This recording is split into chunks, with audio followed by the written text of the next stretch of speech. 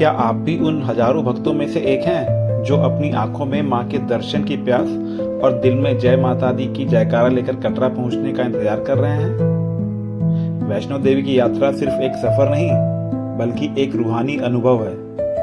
आज के इस वीडियो में मैं आपको कटरा स्टेशन से लेकर भवन की सजावट और यात्रा की हर छोटी बड़ी जानकारी देने वाला हूं। तो चलिए मेरे साथ बोलिए, प्रेम से बोलो जय माता दी।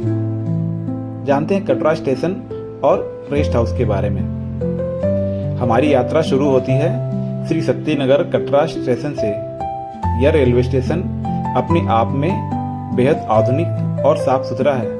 यहाँ पहुँचते ही आपको पहाड़ों की ठंडी हवा का एहसास होने लगता है।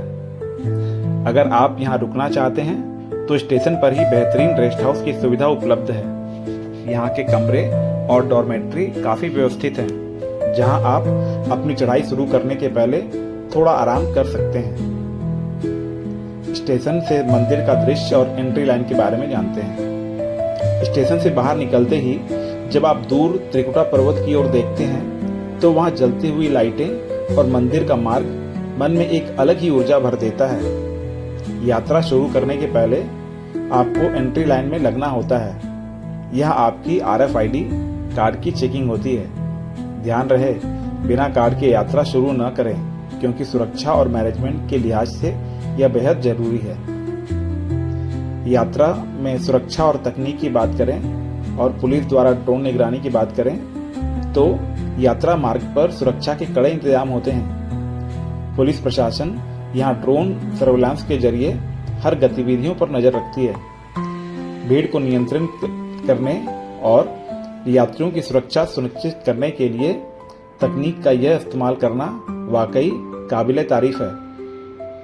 चलिए यात्रा के दिन और रात का नज़ारा की बात करते हैं। वैष्णो देवी की चढ़ाई का नज़ारा दिन और रात में बिल्कुल अलग होता है। दिन की रोशनी में जहां आपको चारों तरफ हरियाली और ऊंचे पहाड़ दिखते हैं, वहीं रात के समय पूरा मार्ग दूधिया रोशनी में नहाया हुआ किसी स्वर्ग जैसा लगता है। रात के सन्नाटे में गूंजते हुए जय माता दी के जयकारे आपकी थकान मिटा देते हैं। अब गोंडोला यानी रोपवे के हवाई दृश्य के बारे में जानते हैं। भवन पहुंचने के बाद भैरव घाटी जाने के लिए जो गोंडोला यानी रोपवे चलता है, उसका अनुभव तो अद्भुत ही है। अब आप रोपवे की ट्रॉली में होते हैं तो ऊपर से दिखने वाला एरियल व्यू आपको मंत्रमुग्ध कर देगा। नीचे गहरी खाइयां और चारों तरफ पहाड़ों का विस्तार देखकर ऐसे लगता है मानो आप बादलों के बीच उड़ रहे हों। अब यात्रा और में आपको संगीत और भक्ति का अनुपम नजारा दिखता है। पूरी यात्रा के दौरान आपको जगह जगह भक्ति संगीत सुनाई देगा। माता के भजन और ढोल नगाड़ों की आवाज वातावरण को इतना भक्तिमय बना देती है कि बूढ़े हो या बच्चे, हर कोई अपनी धुन में मगन होकर चढ़ाई करता चला जाता है। नवरात्रि में तो यहाँ पर विशेष सजावट होती है।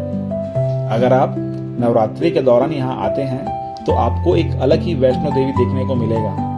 पूरे भवन और मार्ग को देशी विदेशी फूलों और रंग बिरंगी लाइटों से इतना भव्य सजाया जाता है कि आपकी नजरें हटेंगी ही नहीं। ऐसा लगता है मानो पूरी प्रकृति माँ के स्वागत में सज गई हो। रास्ते में जो यात्रा मार्ग की दुकानें हैं और उनके खान पान की बात करें तो चढ़ाई के रास्ते में आपको हजारों छोटी बड़ी दुकानें मिलेंगी। कहीं माता की भेंटें और चुनरी बिक रही हैं तो कहीं प्रसाद और हस्तशिल्प का सामान।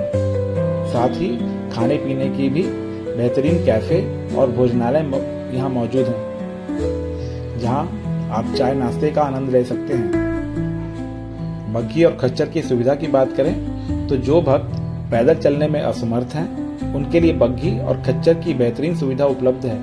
ये उन बुजुर्गों और बच्चों के लिए किसी वरदान से कम नहीं जो पहाड़ों की इस खड़ी चढ़ाई को आसानी से पूरा करना चाहते हैं। यदि आप इसमें मैसेज सेंटर और विश्राम गृह के बारे में जानना चाहें तो लंबी चढ़ाई के बाद थकान होना लाजमी है। रास्ते में प्रशासन द्वारा मैसेज सेंटर और विश्राम स्थल बनाए गए हैं, जहां आप थोड़ी देर बैठकर सुस्ता सकते हैं, अनाउंसमेंट सुन सकते हैं और अगर आपका कोई साथी पीछे छूट जाए तो यहाँ से उनके संपर्क भी कर सकते हैं।